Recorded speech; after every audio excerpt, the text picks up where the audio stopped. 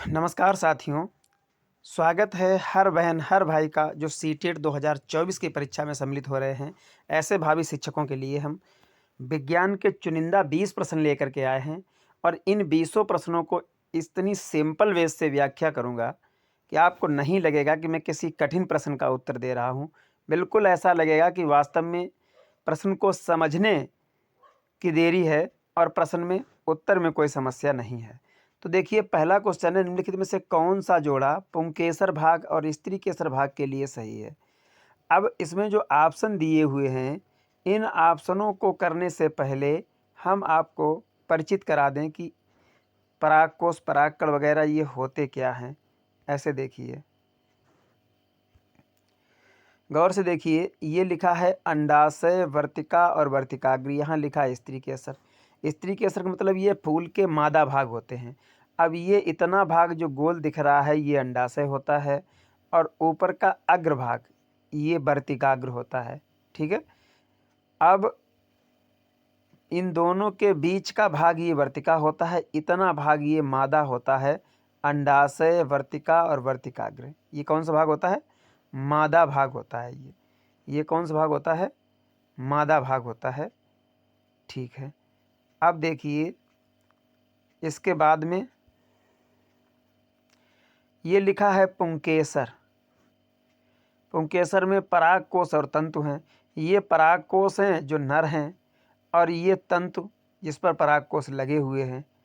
तो अब पुंकेसर में परागकोश और तंतु मिल गया हमें, तो इसका मतलब ये तो परागकोश और तंतु सही है। पंखुड़ी ये होती हैं, ये लाल वाली हैं, ये पंखुड़ी कही जाती हैं और ये ग्रीन कलर वाले ये बाह्यदल कहे जाते हैं। तो पंखुड़ी ना नर पार्ट है ना मादा पार्ट है पौधे का। ठीक है, वो जननांग नहीं है, सहायक जननांग है। तो अब इसके बाद में हम देखते हैं, हमें अंडाशय, वर्तिकाग्र और वर्तिका ये दोनों और मिल जाएं तो हमारा मेल ये सही है। अब देखिए, इसमें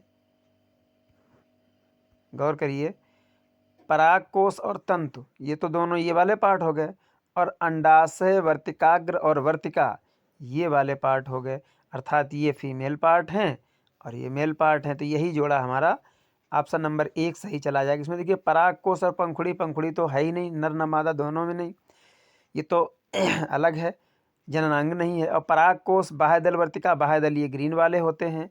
ठीक है। इसके बाद वर्तिका तंतु, वर्तिका और तंतु, वर्तिका में तंतु नहीं होता, वर्तिकाग्र, वर्तिकाग्रवाल, अच्छा ये सही टाइपिंग नहीं है। वर्तिका अंडाशय, वर्तिका अंडाशय ये तो दोनों हैं मादा, लेकिन परागकोश तंतु ये पूरे नहीं है, दोनों दो हैं लेकिन ये मादा है। पूछ रहा है नर, इधर इधर मादा दे रहा है, तो हमारा ऑप्शन नंबर 1 सही चला जाएगा। नेक्स्ट क्वेश्चन है, यदि आप किसी घास के पौधे को सावधानी पूर्वक उखाड़ कर उसकी जड़ों और पत्तियों का परीक्षण करें तो आप पाएंगे, क्या पाएंगे? मूसला जड़ और समांतर सिरा विन्यास, मूसला जड़ और जालिका रूपी सिरा विन्यास, रेशेदार जड़ें और जालिका रूपी सिरा विन्यास और रेशेदार जड़ें और समांतर सिरा विन्यास। अब इसको हम बता दें आपको, क्वेश्चन को जरा देख लीजिए गौर से। जो जड़ें इस तरीके से सीधी होती हैं, ठीक है, ऐसे, वो मूसला जड़ें होती हैं और जो जड़ें इस तरीके से निकलती हैं ऐसे, ये रेशेदार जड़ें होती हैं। ठीक है। अब मूसला जड़ जिनमें होती है उनमें पत्तियां इस तरीके से होती हैं, ठीक है, ऐसे, और उनमें सिरा विन्यास इस तरीके का होता है, जालिकावत, आपने देखा होगा, ऐसे जाली जैसी बनी होती है। और जो जिनमें ये वाले पौधे होते हैं इनमें सिरा विन्यास इस तरीके से होता है, ऐसे पत्ती होती है और ये बीच का भाग होता है ऐसे, और पत्तियां सीधी सीधी ये सिरा विन्यास होता है, इसको समांतर बोलते हैं, सिरा विन्यास। अब समांतर सिरा विन्यास जो इस तरीके से होता है ऐसे पत्तियों में, इस तरीके वाला सिरा विन्यास ऐसे, ये समांतर सिरा विन्यास। ठीक है। ये समांतर सिरा विन्यास होता है जो अपस्थानिक वाला, जिससे हमारा देखा होगा गेहूं की पत्तियों में ऐसा ही होता है। और जो मूसलाधार वाले पौधे होते हैं उनमें पत्तियां इस तरीके से होती हैं, ऐसे ऐसे, और सिरा विन्यास ऐसे होता है इस तरीके से, और इसके बीच बीच में ऐसे सिराएं फूटी होती हैं, ऐसे ऐसे करके सिराएं फूटी होती हैं, ये जाली जैसी बन जाती है, वो जालिका व सिरा विन्यास होता है। ठीक है। तो अब हम क्या कह रहे हैं कि रेशेदार जड़ें और समांतर सिरा विन्यास, रेशेदार जड़ें होती हैं यानी इस तरीके से जड़ होगी सीधी, वो सॉरी इस तरीके जड़ होगी ऐसे करके रेशेदार अपस्थानिक जड़ ये, और सिरा विन्यास कैसा होगा, ये वाला समांतर। ठीक है, तो जब भी मूसला जड़ की बात करते हैं तो मूसला जड़ में कैसा जालिका रूपी सिरा विन्यास होता है, और जब भी हम रेशेदार जड़ की बात करें तो रेशेदार जड़ का सिरा विन्यास कैसा होता है, समांतर। वो भी किसके लिए, घास के लिए। घास किस में आती है, घास आती है ग्रैमिनी कुल में। किस में आती है, ग्रैमिनी कुल में। ग्रैमिनी कुल का एक और नाम होता है पोएसी का, एक और नाम होता है पोएसी। ठीक है, ग्रैमिनी कुल के पौधे कौन कौन से होते हैं, गेहूँ, मक्का,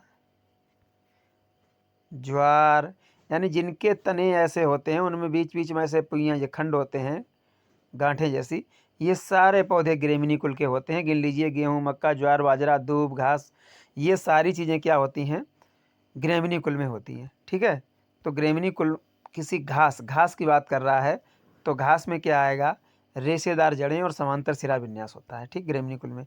नेक्स्ट है, कोई जंतु कैल्शियम कार्बोनेट के कठोर कवच वाले जंतुओं के कोमल भागों को खाने के लिए अपने मुख से अपना आमाशय बाहर निकालता है। कवच को खोलने और कोमल पदार्थों को खाने के पश्चात आमाशय जंतु के शरीर में वापस चला जाता है, जहां आहार धीरे धीरे पचता है। इस जंतु का नाम बताइए। ये जंतु है स्टारफिश।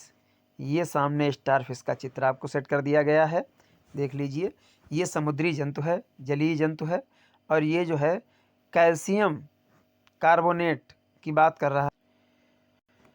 कैल्शियम कार्बोनेट का कठोर कवच वाले जंतु। कैल्शियम कार्बोनेट का कठोर कवच किस पे होता है, सीपी, घोंगा, इन पर होता है। सीपी, घोंगा, पाइला वगैरह इन पे होता है। और ये जंतु किस में आते हैं, जिनके ऊपर कैल्शियम कार्बोनेट का कवच होता है, ये जंतु किस श्रेणी में आते हैं, ये आते हैं मोलस्का संघ में। किस में, मोलस्का संघ में, मोलस्का के अंतर्गत आते हैं। मोलस्का जंतुओं का दूसरा सबसे बड़ा समूह है। पहला समूह क्या है, आर्थ्रोपोडा। पहला समूह आर्थ्रोपोडा है, सबसे बड़ा, ये सबसे बड़ा है। आर्थ्रोपोडा के बाद दूसरे नंबर सबसे बड़ा क्या है, मोलस्का। मोलस्का में सभी जंतु ऐसे आते हैं, सीपी है, घोंगा वगैरह, पाइला, ये मोलस्का में आते हैं। इनको ये खाता है। आपने देखे होंगे छोटे छोटे शंख जैसे पड़े होते हैं, जो शंख को हम बजाते हैं, उसी के आकार के बिल्कुल छोटे छोटे शंख मोहरम या मोहरम में निकलते हैं, और जो गंगा जी की बालू वगैरह उसमें निकलते हैं, तो ये उन्हीं को आहार बनाता है अपना। नेक्स्ट क्वेश्चन है, मानव शरीर में क्षुद्रांत और बृहदांत्र की लंबाइयों का अनुपात क्या होता है। बहुत टॉप रेट का क्वेश्चन है ये। तो ये अनुपात होता है लगभग 5:1। कितना होता है, लगभग 5:1। अगला है, मानव शरीर का तापक्रम सामान्य ताप सेल्सियस मापक्रम और फ़ारेनहाइट मापक्रम पर क्रमशः होता है। 4 मापें दी हुई हैं। मानव के शरीर का तापमान पूछ रहा है, तो ये तो पता ही है कि 37 डिग्री सेल्सियस होता है। और हमारा जो थर्मामीटर होता है, डॉक्टरी वाला थर्मामीटर, उसमें फ़ारेनहाइट पैमाने पर अंकित होते हैं चिन्ह, तो 98.6 डिग्री फ़ारेनहाइट होता है। क्वेश्चन इस तरीके से भी पूछा गया है कि एक क्लिनिकल थर्मामीटर है जिसको डॉक्टर मरीजों का तापक्रम पता करने के लिए, तापमान पता करने के लिए उपयोग करता है। उस पर पैमाना अंकित होता है डिग्री सेल्सियस में, केल्विन में, फ़ारेनहाइट में, ऐसे करके लिखा होता है। तो ये फ़ारेनहाइट में होता है। ठीक है, तो ऑप्शन नंबर 1 हमारा सही चला जाएगा। अगला क्वेश्चन है, निम्नलिखित में से ऊष्मा के सुचालकों का समूह चुनिए। जो ऊष्मा के सुचालक हो, मतलब ऊष्मा अगर उनको गर्म करो तो वो अपनी गर्मी, अपनी ऊष्मा दूसरे को दे दें, ऐसे जो हैं वो ऊष्मा के सुचालक कहे जाते हैं।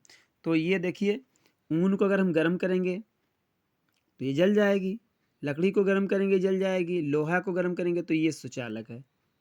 जिनसे हम लोहा की कढ़ाई गर्म करते हैं, और कढ़ाई अपनी गर्मी जो है सब्जी को दे देती है, सब्जी हमारी गर्म हो जाती है। लेकिन लकड़ी को गर्म करेंगे तो लकड़ी जल जाएगी, ऊन को गर्म करेंगे तो ऊन जल जाएगी। कॉपर, जल और लकड़ी, लकड़ी इसमें भी दिया, ये भी ऑप्शन गलत हो गया। वायु, वायु तो है, एल्यूमिनियम, इसमें ऊन दिया, ये भी ऑप्शन गलत हो गया। तो वायु, लकड़ी और प्लास्टिक, ये भी ऑप्शन गलत हो गया। इसमें चारों ऑप्शन गलत दिए हुए हैं। ऊष्मा का सुचालक जो है समूह, फिर लकड़ी, कॉपर, जल, सारे, तो ये ऑप्शन सभी गलत है इसमें। यहाँ कुचालक लिखा हुआ है भाई, कुचालक लिखा हुआ, सुचालक नहीं लिखा हुआ है। अब दोबारा समझाते हैं आपको, हम क्वेश्चन को गलत तरीके से पढ़ रहे थे। हम पढ़ रहे थे सुचालक, क्या पढ़ रहे थे? सुचालक। सुचालक वे होते हैं जो अपनी ऊष्मा को दूसरे को दे देते हैं, जैसे लोहा दे देता है तो लोहा सुचालक हो गया। और यहाँ लिखा हुआ है कुचालक, तो वायु गर्म होगी, लेकिन वायु से अगर गर्म होता तो हम वायु के गर्म होने से हम सारी चीज़ों को जो बना लेते हवा गर्म करके, तो जो चीज़ें पकानी होती तो वो नहीं पकती। लकड़ी गर्म होकर के अपनी ऊष्मा नहीं देगी, प्लास्टिक भी जल जाएगी। तो ये सारी चीज़ें जो हैं क्या हैं? कुचालक। ऑप्शन नंबर 1 सही चला जाएगा। इसमें ऊन तो कुचालक है, लकड़ी कुचालक है, लेकिन लोहा सुचालक है। इसमें कापर सुचालक है, जल सुचालक है, लकड़ी सुचालक नहीं है। वायु, एल्यूमिनियम, ऊन, इसमें वायु एल्यूमिनियम है। तो इस तरीके से तीनों जहाँ पर हैं समूह, वो वायु, लकड़ी और प्लास्टिक, ये अपनी ऊष्मा किसी को नहीं देंगे, तो ये कुचालक हैं। इन ऊष्मा इनसे होकर के नहीं चलती है, न बिजली चलती है इनसे होकर के। ऊष्मा और बिजली जिनसे होकर के चलती है वो सुचालक बोले जाते हैं, जिनसे नहीं चलती वो कुचालक बोले जाते हैं। वायु, प्लास्टिक, लकड़ी और प्लास्टिक तीनों में बिजली नहीं आती है। इसमें आयरन में बिजली आती है, इसमें कॉपर और जल दोनों में बिजली आती है, इसमें एल्यूमिनियम में बिजली आती है। तो ये तीनों ऑप्शन गलत हो गए, हमारा पहला ऑप्शन सही हो गया। अगला है समुद्र समीर का कारण है। समुद्र समीर क्या होता है?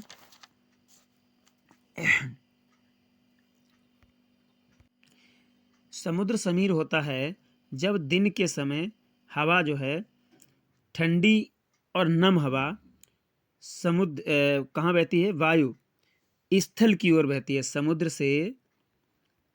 से और स्थल की ओर ठंडी और नम हवा बहती है जो दिन के समय, उसको हम समुद्र समीर कहते हैं। इसका कारण क्या है? दिन के समय स्थल का समुद्र की अपेक्षा शीघ्र गर्म होना। दिन के समय स्थल जो है वो जल की अपेक्षा जल्दी गर्म हो जाता है, और यही स्थिति है कि दिन के समय जब सूर्य चमकता है तो समुद्र की अपेक्षा स्थल गर्म हो जाता है, और जब स्थल गर्म हो जाता है तो यहाँ की वायु जो है गर्म हो जाती है, और यही वजह जो है कि ये हवा जो ठंडी हवा जो है उधर चलने लगती है स्थल की ओर।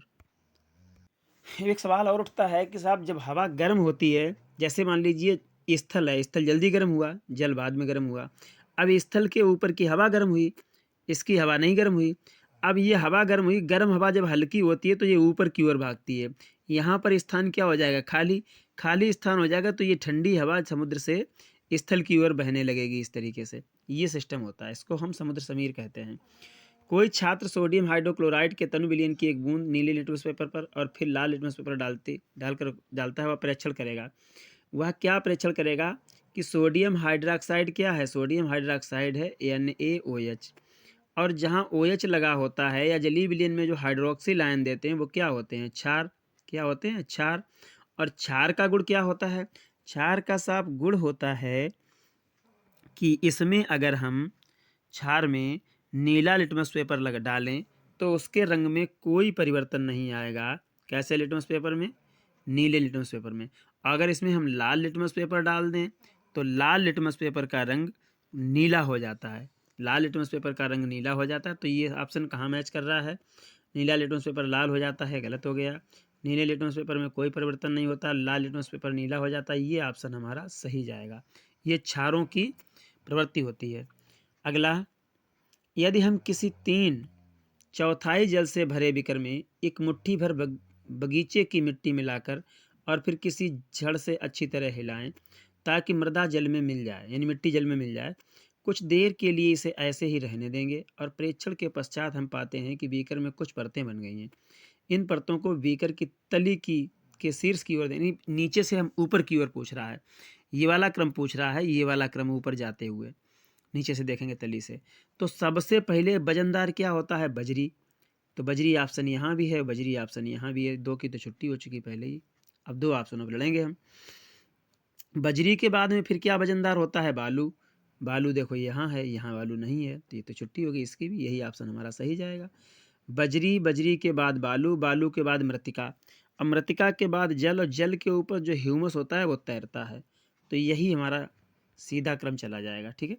नेक्स्ट क्वेश्चन है, जब कोई कॉपर की प्लेट लंबे समय तक नम वायु में रखी रहती है, कॉपर की जो प्लेट होती है या कॉपर का कोई भी बर्तन, कोई भी धातु कॉपर, कोई भी चीज़ ऐसी है वस्तु जो धातु कॉपर से बनी है, धातु कॉपर एक ऐसी चीज़ है जो वायु से संपर्क कर लेती है और उसके ऊपर धातु हाइड्रोक्साइड यानी धातु कार्बोनेट की परत चढ़ा लेती है। तो इसके ऊपर कौन सी परत चढ़ेगी?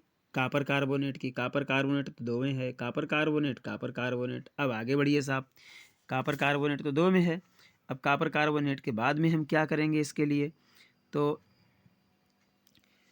कॉपर कार्बोनेट के साथ साथ इसमें एक चीज़ और होती है, CuOH, कॉपर हाइड्रोक्साइड की परत और होती है। ठीक है, तो आपने पढ़ा होगा कि धातुएं नमी की उपस्थिति में वायुमंडल की ऑक्सीजन से क्रिया करके धातु ऑक्साइड देते हैं, धातु, ठीक है, ऐसे करके।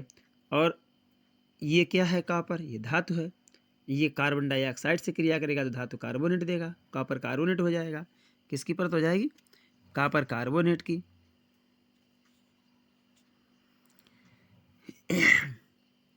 और उसके साथ साथ में ये CuOH का होल ट्वाइज, ये तो परत किसकी होगी? CuCO3, ठीक है, कॉपर कार्बोनेट और कॉपर हाइड्रोक्साइड की परत होगी। ऑप्शन नंबर 4 सही चला जाएगा। नेक्स्ट क्वेश्चन है, ईंधन के ऊष्मीय मान को सामान्य नीचे दिए गए मात्रक में व्यक्त किया जाता है। किस मात्रक में? ये की जगह पे किस कर लीजिए, किस मात्रक में व्यक्त किया जाता है? कैलोरी प्रति ग्राम में, कि कैलोरी किलो कैलोरी प्रति किलोग्राम में, कि जूल की किलो जूल प्रति ग्राम किलोग्राम में? अब इनमें से कौन सा इसका मात्रक जो है वो सही है? तो जो ईंधन का ऊष्मीय मान है उसको किलो जूल प्रति किलोग्राम में व्यक्त करते हैं, किलो जूल प्रति किलोग्राम में। ऑप्शन नंबर 4 सही होगा हमारा। टेडपोल किस जल में वृद्धि कर रहे हैं? जिस जल में वृद्धि कर रहे हैं उसमें उनका कायांतरण तभी संभव है जब उस जल में पर्याप्त मात्रा हो। किस चीज़ की पर्याप्त मात्रा हो? इन चार में से कैल्शियम, ऑक्सीजन, आयोडीन और खनिज, इनमें से किसकी पर्याप्त मात्रा हो तो टेडपोल वृद्धि कर पाएगा। टेडपोल होता क्या है? जो मेढक का बच्चा होता है वो क्या होता है? टेडपोल आपने देखा उसकी पूंछ जैसी होती है, पानी में तैरता है। और आयोडीन की जब उपलब्धि पर्याप्त मात्रा में होगी तभी उसका कायांतरण संभव है। कायांतरण मतलब वो जिस अवस्था में है उससे उसकी काया बदल जाना। तो ऑप्शन नंबर 3 सही जाएगा। अगला क्वेश्चन है, निम्नलिखित में से किस ईंधन का ऊष्मीय मान अधिकतम होता है? ऊष्मीय मान अधिकतम का मतलब होता है उसकी जो कोई ईंधन है और उसका पूर्णतया दहन के फलस्वरूप प्राप्त जो ऊष्मा होती है वो उसका कैलोरी मान होता है। लेकिन इसकी वैल्यू क्या होती है? 1 ग्राम। 1 ग्राम में पदार्थ, किसी भी ज्वलनशील पदार्थ के 1 ग्राम में जो ऊर्जा मिलती है जलने पर, पूर्ण दहन होने पर, 1 ग्राम का पूर्ण दहन होने पर जो ऊर्जा मिलती है उसे कैलोरी मान कहते हैं। ठीक है, अब ये कह रहा है, सॉरी, उसे ऊष्मीय मान कहते हैं। क्या कहते हैं? ऊष्मीय मान कहते हैं, जितनी कैलोरी में ऊर्जा मिलती है। अब ऊष्मीय मान अधिकतम किसका है? सबसे ज़्यादा ऊष्मीय मान अधिकतम होता है LPG का। किसका होता है? LPG का, मेथेन गैस, सॉरी, CNG का। LPG liquid petroleum gas, LPG का मतलब होता है L से लिक्विड, लिक्विड पेट्रोलियम गैस, या हिंदी में इसको द्रवित पेट्रोलियम गैस कहते हैं। इसका ऊष्मीय मान होता है 45 इसका ऊष्मीय मान होता है 45.5 मेगा जूल प्रति किलोग्राम, MJ प्रति किलोग्राम। ठीक है, तो ये किसका है? ये होता है CNG का। और इसके बाद में जो LPG होती है उसका होता है 46.11, ठीक है, MJ प्रति किलोग्राम। अब ये इससे ज़्यादा हो गया। तो इस तरीके से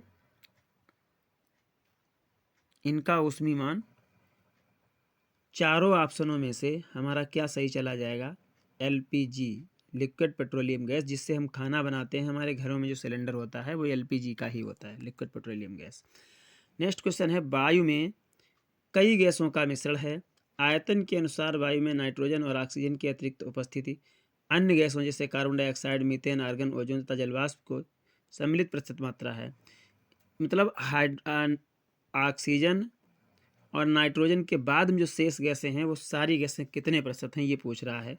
तो वायुमंडल में एग्जैक्ट वैल्यू जब आपको पता होगी तभी आप इसको निकाल पाएंगे क्वेश्चन को।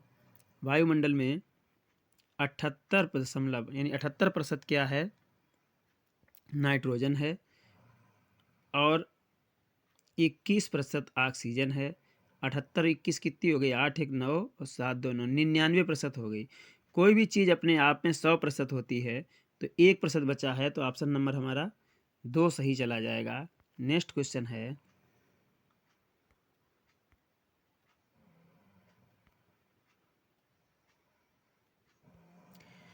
उस बल, ये बल है,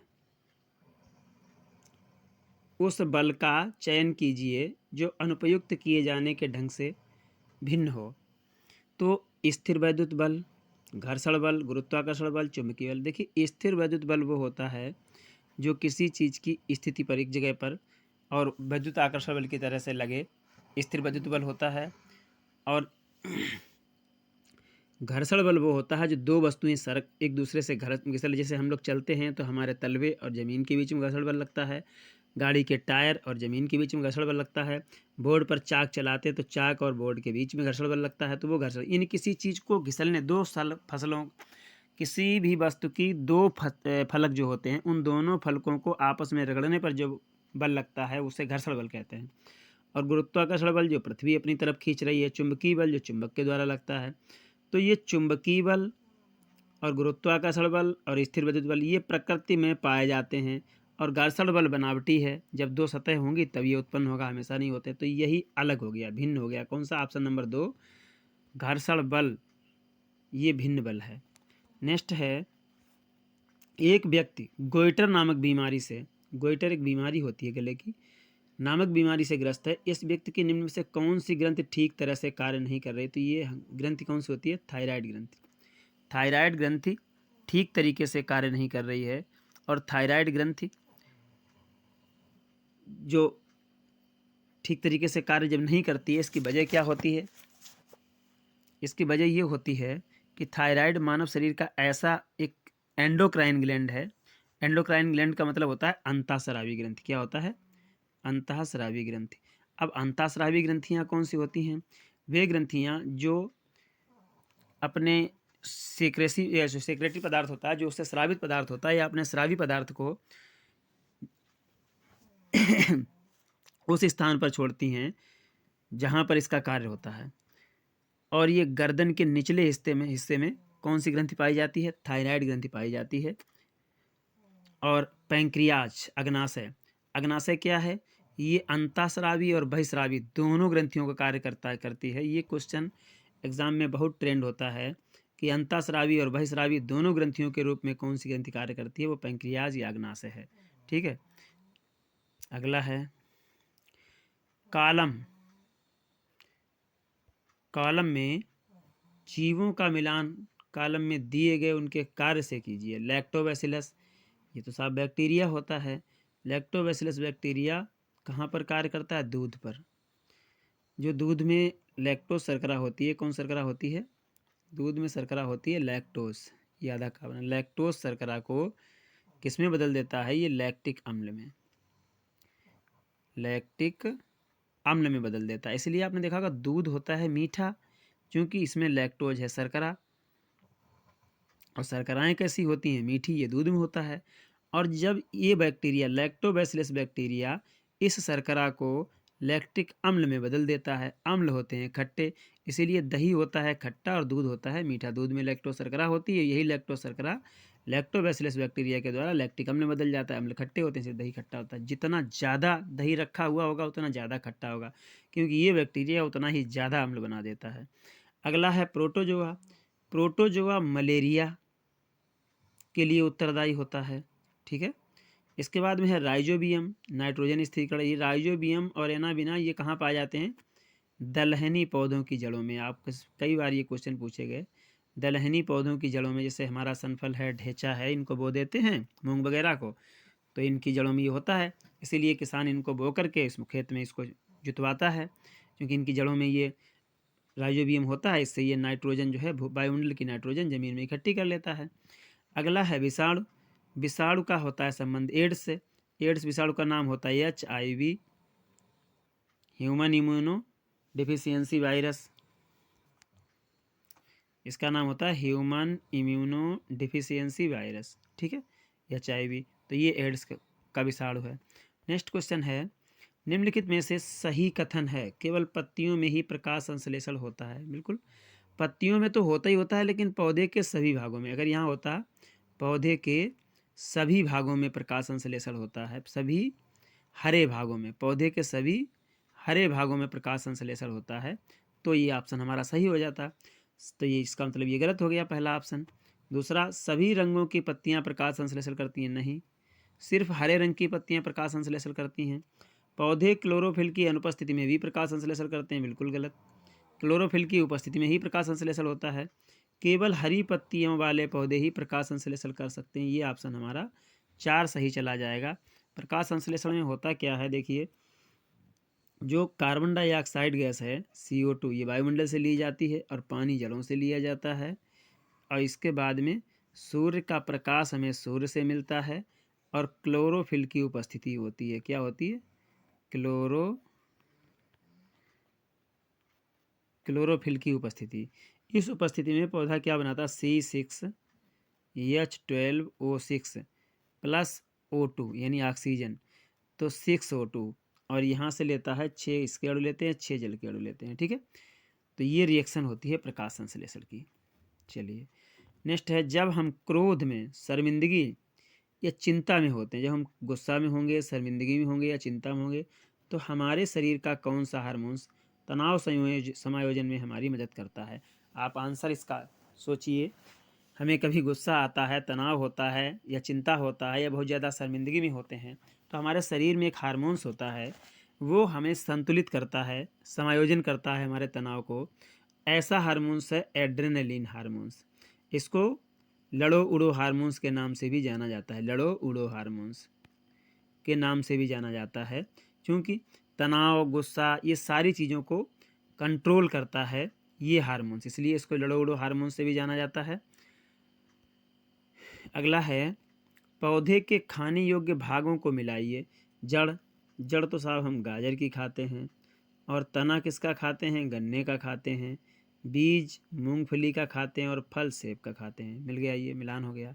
तो ये सीटेट के लास्ट ईयर के पूछे गए 20 क्वेश्चन हमने किए हैं। फिर मिलते हैं अगली वीडियो में, तब तक के लिए नमस्कार।